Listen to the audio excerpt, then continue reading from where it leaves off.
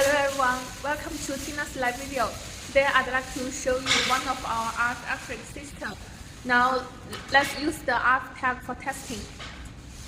Look, this is the RF tag with the lanyard used for back security. Then let's come across the system.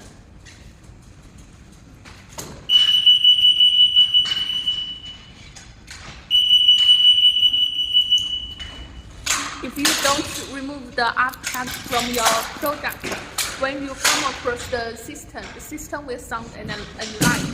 And the detection range for RF tag can reach to 1.7 to 1.9 meters. It is widely used in like the supermarket, stores, retail stores, and so on. If you need to protect your goods from stolen, choose the EAS tag together with the EAS RF system will be a good choice for you. See you next time.